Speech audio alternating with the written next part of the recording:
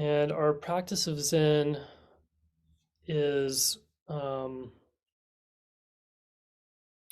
many things, but one of the primary tasks that we're trying to do is disrupt the experience of duality and re-engage with the experience of unity. And so our mind, our thinking mind, is naturally dualistic. It sees it this and it sees it that. And it's discriminating all the time. It's trying to protect us from discomforts. So it's seeing the good, it's seeing the bad, it's taking us to our preferences and away from the things that we don't like.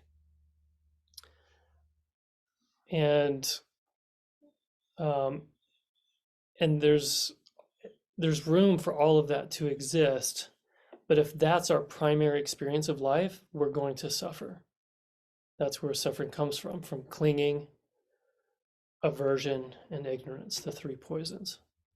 So in practicing meditation, we are moving our attention from the dualistic part of our experience to the unified part of our experience over and over and over again, so that we're retraining the brain to exist more readily and even as a priority in the realm of unity, in the realm of oneness. So the koan, so I talked with many of you about koans this morning, and also some of you about emotions, experiences of emotion. The koans are giving us, each koan in its own way is giving us an opportunity to cut through duality and to even recognize duality for what it is, cut through it, and have an experience and even an expression of unity. And in a practiced over years, practicing expressing unity, and actually, let's step back, over years, practicing recognizing duality, interrupting duality, finding unity, and then expressing unity, doing that over and over and over and over again, trains us to do that all the time, basically. So we recognize very quickly when we are stuck in a dualistic experience, and we are judging or discriminating unnecessarily ourselves or someone else or the situation.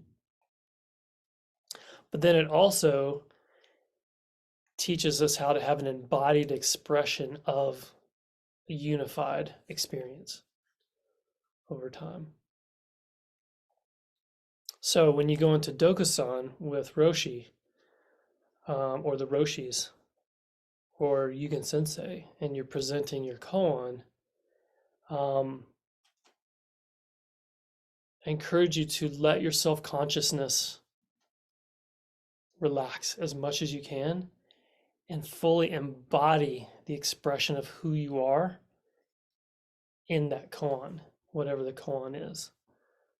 And then, but you're not just doing it in Dokusan, you're also doing it on the cushion, you're doing it while you're driving, when you're working with your koan, and you're thinking about it while you're walking through the grocery store or wherever.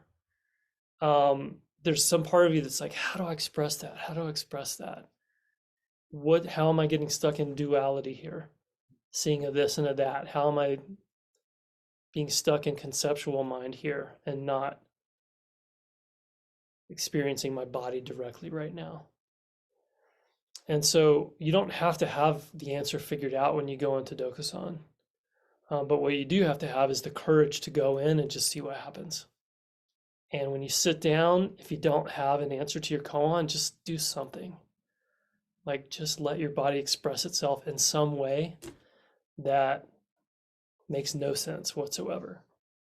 Because that's the point. It shouldn't make sense. Making sense is dualistic. Well, it doesn't make sense to one part of our mind. It makes complete sense to our deeper, inner, true, authentic self.